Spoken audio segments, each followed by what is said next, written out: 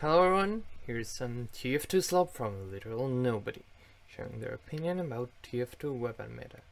So while I'm working on better videos that are less of a slop and require way more effort than this one, here's a tier list. And before we start the tier list, here are factors that I will not take into account.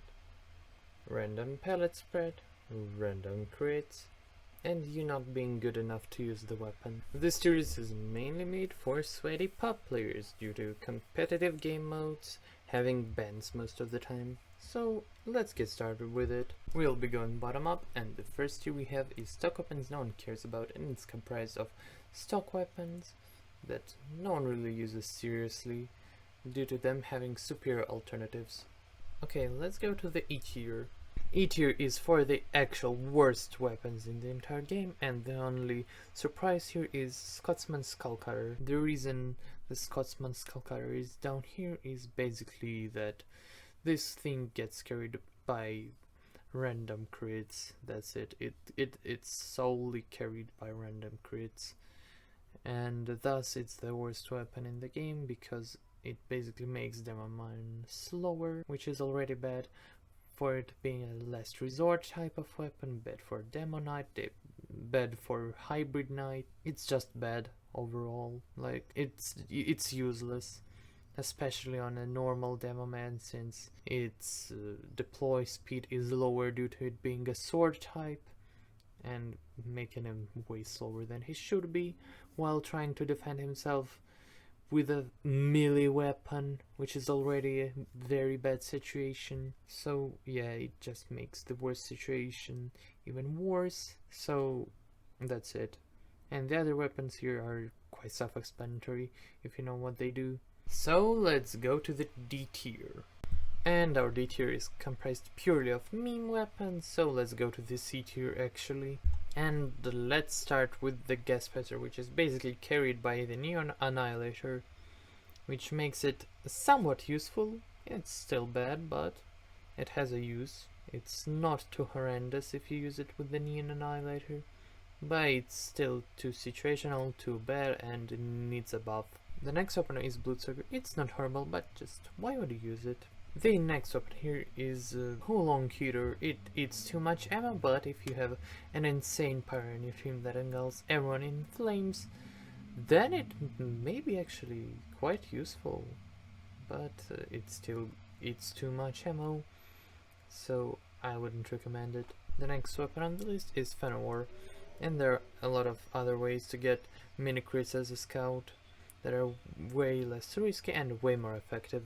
And speaking of way less risky and way more effective ways to get mini crits on Scout, it's Backscatter, but it's still very bad and it's worse than any other Scout primary. Yes, even Babyface Blaster, fight me on it.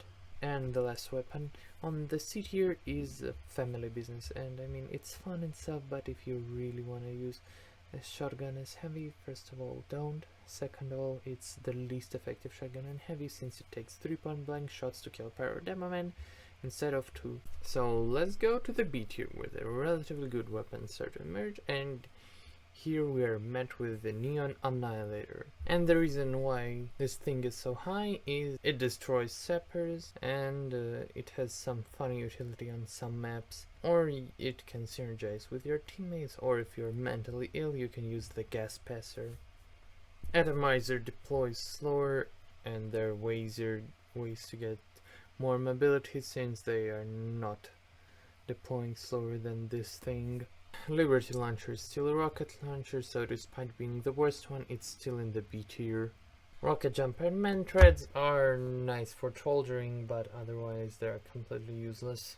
Babyface Blaster, and this thing kinda worsens your ratio of vertical mobility to horizontal, but damn, it gives you a lot of horizontal mobility. And the last on the B tier that we have is the Homewrecker, and not only does it ruin Spy's life, but it also can destroy enemy buildings in 2 hits or 5 hits if it's a wrangled level 3 sentry. So let's go to the A tier. And the first one in the A tier is Red Tape Recorder, the most misunderstood spy TF2 weapon. So basically it's better when it doesn't actually destroy the building and just levels it down, because it would take way more metal and time from the engineer to make it level 3 again than to just break the sapper and just fix it. Classic is so high on the list because the more you can see the better. Sticky Jumper is so high because you still have a second primary. Sound on a Stick is so high because 25% fire resistance can save your life. The range Control C, Control V, Uncle Dane's opinion. Brass Beast is insane in tight corridors, so you should try it, I think. The Buffalo Steak Sandwich is basically carried by the Fists of Steel comboing with it. Shortstop is nice for a mid-range scout playstyle, and it's basically the only primary that goes well with it. And by mid-range scout I mean like the bleed scout that just doesn't approach his enemies at all and just exists somewhere and shoots you. Cleaner's Carbine is just another source of mini-crits for the Bushwhacker. KGB is the most stupid high-risk, high-reward thing on this list, because you just can't kill anyone on melee as a heavy, but if you do, oh my god, it's so worth it. Stock Revolver, Uncle Dane range take butt revolver. Claymore would have been S tier if they completely reverted it. Backburner would have been easily S tier if only the hitboxes were not beyond human comprehension. Sydney Slipper is good for just spamming Girardi all over the place. Kukri is A tier because Bushwhacker exists. The Overdose ain't no Crusader's crossbow, but it's still good because mobility. Olapole Caber is only viable as a Demonite option, and it basically makes you become a nuclear bomb. Phlogiston is the only weapon on this tier list that gets carried by a different one, but it will be judged on its own merits, since it's not necessary for you to use the wicked weapon that I'll mention later to make it good.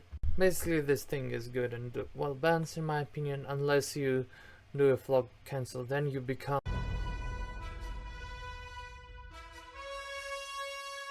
Okay, and to the S tier.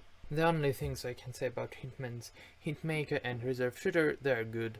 Airstrike and Beggar's Bazooka are basically two chaotic movement options that make you fly at Mach 10, and that's pretty much it. Enforcer is quite a niche thing, but at the same time it's extremely useful in its niche, and it also allows you to two-shot light classes, but it would be mainly useful against Razorback snipers. Southern Hospitality is basically the normal range but better. Bonk Atomic Punch is a drink that may help you tank a fucking sentry gun. And I know it's a niche thing, but it's very good at its niche.